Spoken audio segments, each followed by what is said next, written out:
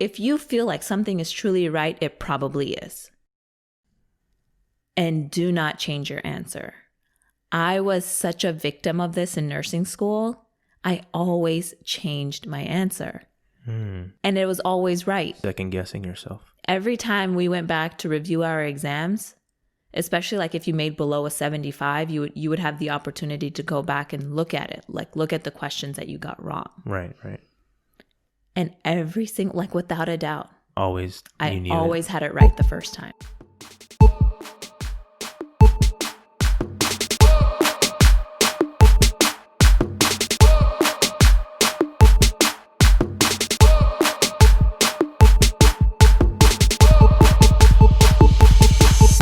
Welcome to the Shift Report. I'm so over today. Why? I don't even know where to start. Like today's probably one of the hardest days I've had in the last few months now. Really? Yeah. And a lot of it's not even like patient care anymore. It's like dealing with people.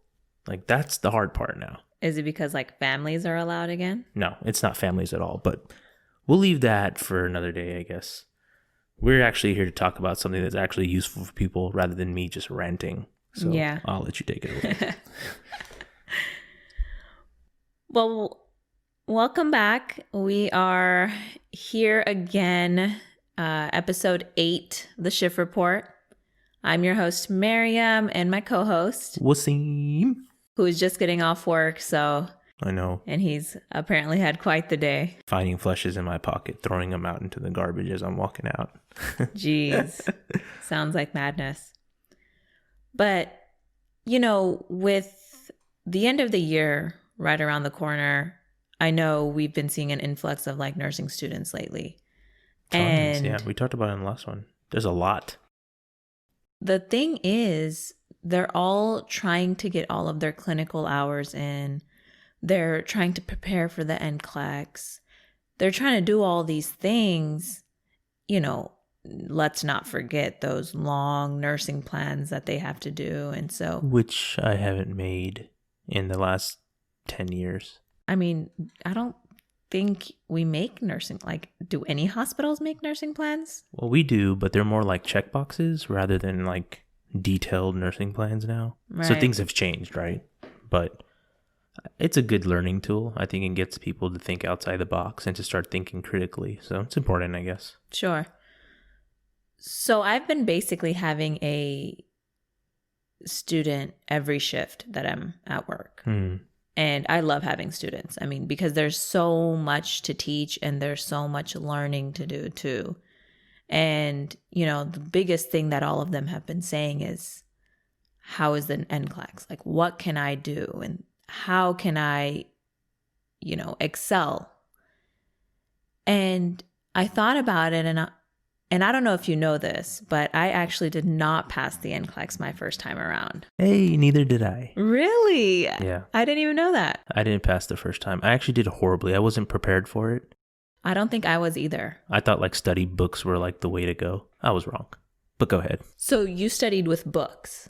The first time, yeah. Okay. Mistake. Okay. Yeah. So I used online questions. Oh, God, yeah. Second time was questions for me. Yeah. So that was my first time and second time. But I think in the first time, a lot of it was just not knowing what it was like. There was so much pressure to pass this exam. Right. And everyone's watching you and everyone's asking you when you're taking it. And everyone's like all up in your business. So at a point, I was just so nervous. Yeah, me too. And when I went into the exam, I literally drew blanks. I was doing that on normal nursing exams too, though. I think I'm just a bad test taker. I am too. Like, I don't like standardized exams at all. Yeah, I didn't do well on my SAT. No, I did do well on my SATs. Not the first time again, though. The second time I took the SAT, blew it out the window. Right. But that's only because you kind of learn what it's all about. Yeah, you're very anxious and you don't know. And, you know, so my purpose today is I want to kind of explain everything that I did not do that I probably should have done, or vice versa. Everything I did do in the time. beginning, in the first time around, Right. and things that I changed the second time around. Mm-hmm. And the second time around, I passed in 75. That's the minimum. Yeah. Has that changed recently? I don't think so. I think it's the same. So it's still 75. Yeah. I mean, that was 2 years ago. So I think it's, Yeah. I don't think it's changed. Right. But I have 5 tips. There's 5 things that I drastically changed between the first time I took the NCLEX and the second time I took the NCLEX. And I think the biggest thing was just don't look at the clock. What clock? Like the time clock on the wall? No. So, you have like what I think it's like 2 hours and 30 minutes or something like that. You have a time frame in which you have to finish the NCLEX, or a time frame in which the NCLEX shuts off. Yeah, I'm so far removed from it. I don't even remember my test taking. There's like, they have this line. And if you're answering all the right questions correctly, like your trend is pretty much upward. Yeah, it's like progressive understanding. Yeah. And then if you're constantly not progressing well, your threshold is below the line. Right. And if you're kind of on the line, up and down on the line, your test more likely is going to be a longer test, because they're trying to figure out if you know the information or if you don't know the information. Right. And for me, the first time around, I think for the most part, I was on that line. So my test kept getting longer and longer. How many questions did you do the first time? So the first time, I think I had 206 questions. And there's a maximum too, right? I think it's like 275, so, okay, 275 so maybe. I have to like go back and look. Yeah. It's been a while. But yeah, 206 was the number that I was at. And at that point, I think when I got to question like 150, so that's like double the length of the exam, I looked back and I started just thinking like, hey, I need to finish this exam. So watching the clock, I started rapidly guessing.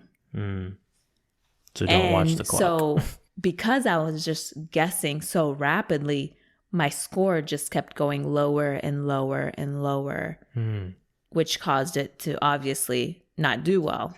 Yeah. And so when my test finally ended, I was like, all right, I know for a fact that this is probably not good. Right. And I had a gut feeling, like I was like, I didn't pass this and I know it. And I was like so scared to tell anyone how my exam went, because of course everyone's asking you, hey, how'd you do? Like, how'd it go? And things like that. And I'm just like, I can't talk about it. So hide the clock. Yeah. Hide the clock. But don't look at it. That you just can press focus. to hide it? Yeah, there is. Oh, okay. Just focus on what you're doing. Read each question carefully. So what I did the second time was I literally asked myself, if it was a longer question, I would ask myself, what is this asking me? What is the first part of the question asking me? And what is the second part of the question asking me? And through that, whatever answer I came up with in my head, that's the only answer I looked for in the answer choices. Right. And if it was a multiple choice, like, you know how they have like those select all that apply. If it was one of those questions, I made sure to break down the question to every aspect of it. What is each part of this question or scenario asking me? And if that was 2 things, if that was 3 things, I selected each of those. Okay. So select all the correct choices, I guess. Yeah, but nursing exams are so hard because I felt like all my questions were like that. They're all right. Yeah. So it's like you're choosing the best one. Correct. Yeah. So, I mean, just really carefully read the question. What is it asking you? Ask yourself that question with every single choice, with every single question that you get. What is it asking me? Right. Really deduct that. And then go with your gut. Trust your gut. Yes. We podcast on it. Yeah. So if you feel like something is truly right, it probably is. And do not change your answer. I was such a victim of this in nursing school. I always changed my answer. And it was always right. Second guessing yourself. Every time we went back to review our exams, especially like if you made below a 75, you would have the opportunity to go back and look at it, like look at the questions that you got wrong. Right. And every single, like without a doubt, I always had it right the first time. What if you like sneeze and hit the mouse and it selects D? Can you change your answer then? Yeah, because that's not you. That's a mistake. But yeah, so hide the clock. Right. Trust your gut. Don't change your answers. Read each question carefully.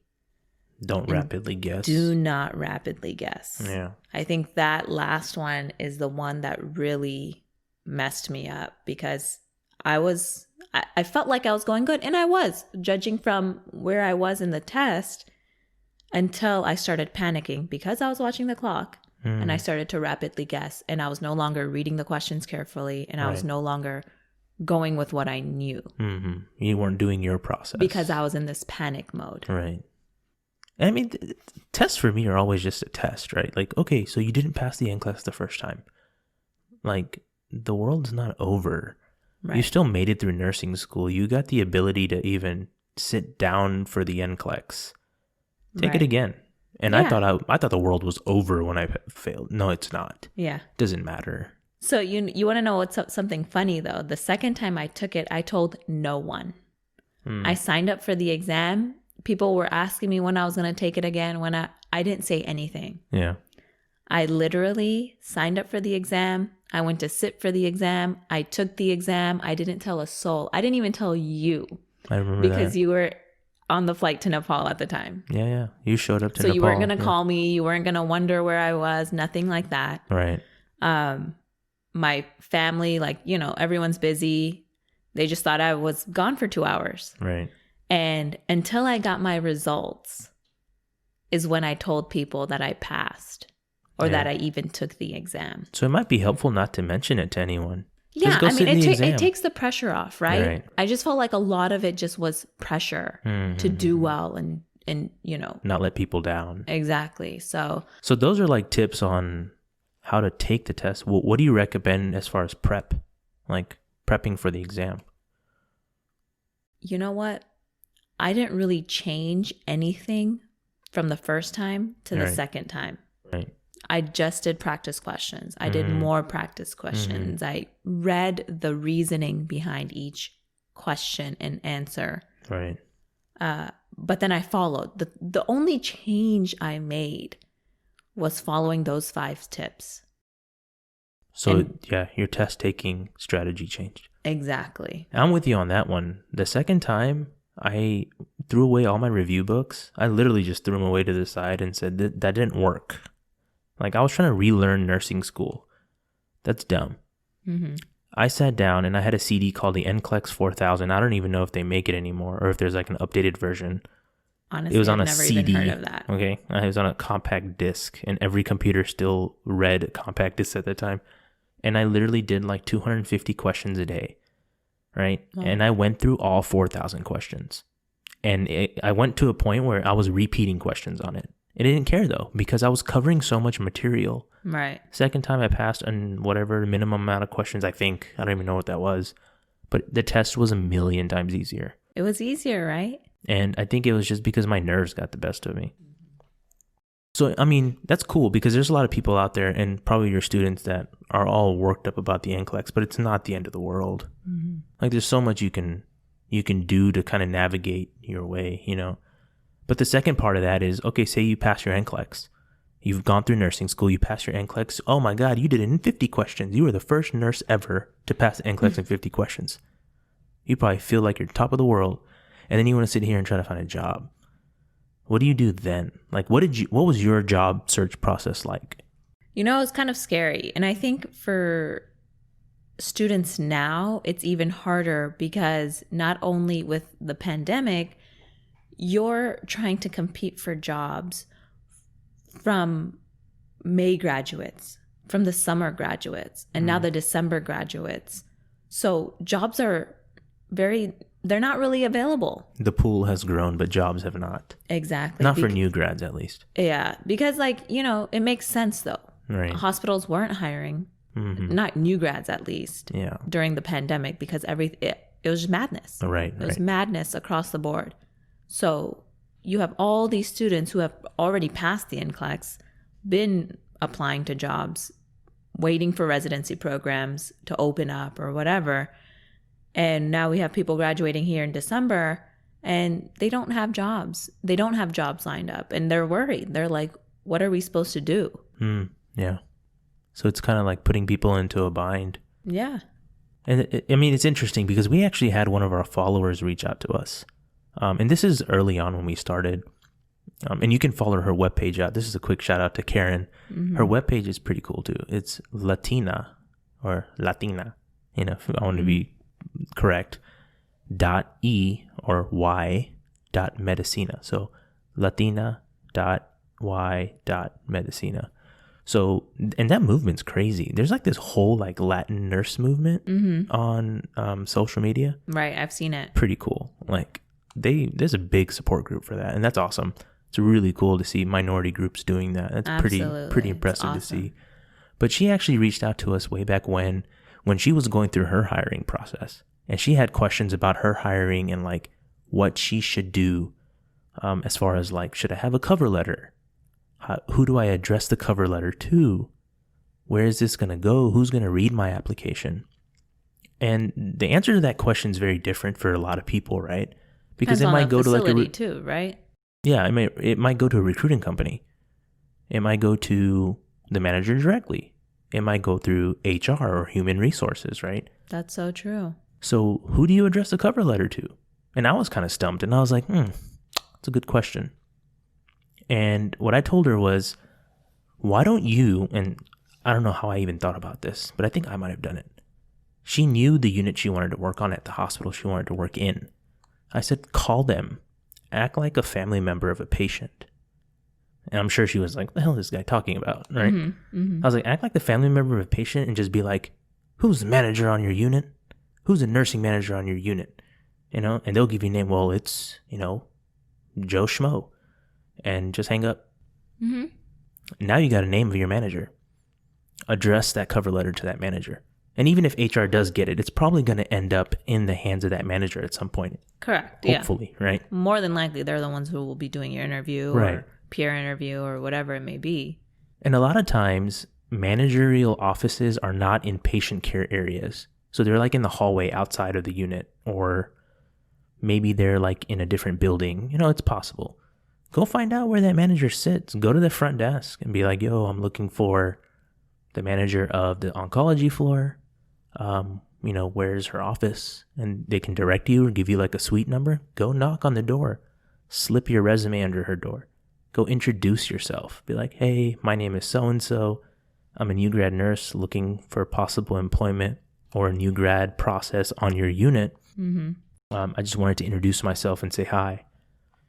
Those are all like, points or brownie points for you to kind of get your name out there, because you're right, the cohort is so large. It's huge. So I could not agree more.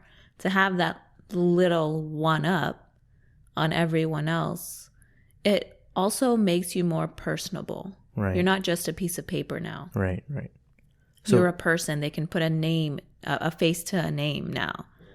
Or even if you have like friends or family members or acquaintances that work in a hospital setting that you want to work in, ask them. Find out what units are, really low on nurses. Like, I know all these units around my hospital that need nurses so bad. Right. Find out what it is. And even if it's something that you weren't sure about, go try it out. At least apply. Get that backup in your back pocket. So that if everything else doesn't work out, you have that. Which goes on for me to say, like, I think in the first few applications, or at least the first few years, I think people need to be a little bit more willing to do something they weren't 100% sure about doing. Because after that first year of nursing experience, you become an asset. And once you're that asset, you can go anywhere you freaking want to. or you can apply to different units or different floors or whatever. You just become that much more coveted. People want you now because they don't have to train you, which costs money.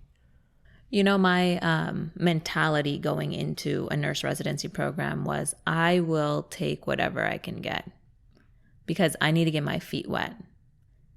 And so I had job opportunity in Houston versus one in Austin. And ideally, I would want to be in Houston, of course. Right. But when I left that job interview, I was going straight to Austin for the next one. Midway through, I got a call from that hospital and they offered me a position. And to save time, to save effort, to save stress, I accepted it. Right.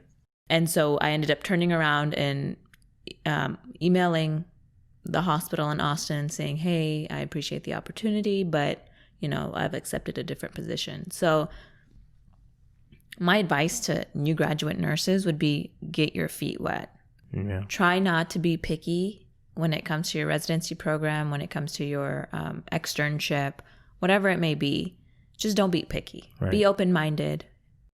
And it's funny that you say that because Karen recently asked us a question about okay, so what if I get multiple offers? Does it look bad if I reject one? And I said, heck no. You are in the ideal place. If you have 4 job offers, entertain them all. Right. They're your buffet. Entertain them all. Mm-hmm. You know what I'm saying? Go through the process. Go to the interview. Go get your vaccines turned in. Whatever you got to do. Figure it all out. And then once the decisions start rolling out, then you make the decision. Because at that point, you've got them.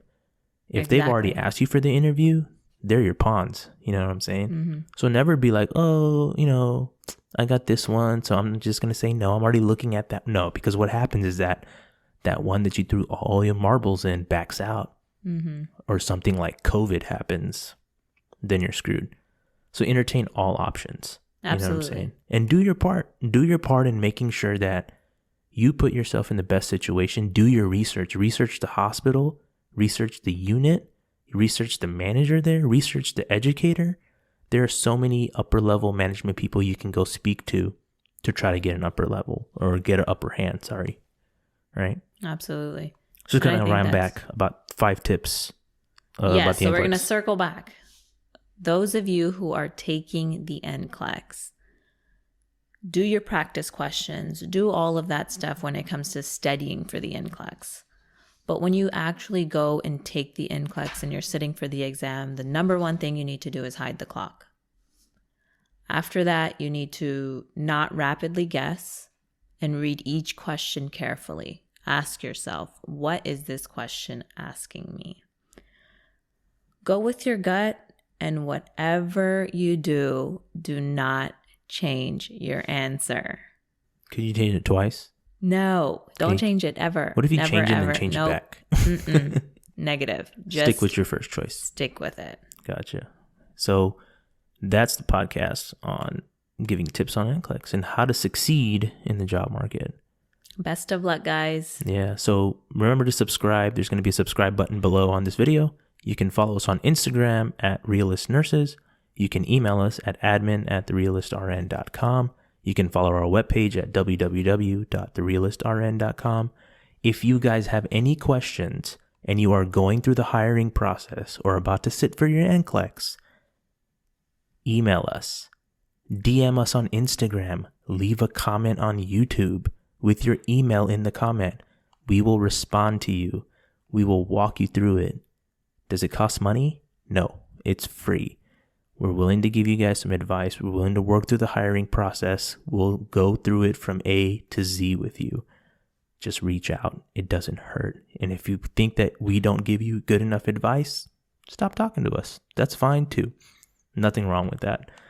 But with that mentioned, next week we're going to talk about codes and rapid responses and critical care situations and what you can do as a nurse or a nursing student or a critical care nurse or whatever kind of nurse you are, and how to be effective in those situations, because there are way too many situations where people are ineffective and they don't even know it. Right. And unfortunately, it leads to poor patient outcomes. So that's what we'll talk about next week. All of that here, guys. Right. So Tune in next week. It'll be next Thursday. We'll drop a new podcast. We appreciate you. Subscribe, like, and comment below. We'll see you next time. Bye-bye. Good luck on the NCLEX. Get that money. The Shift Report.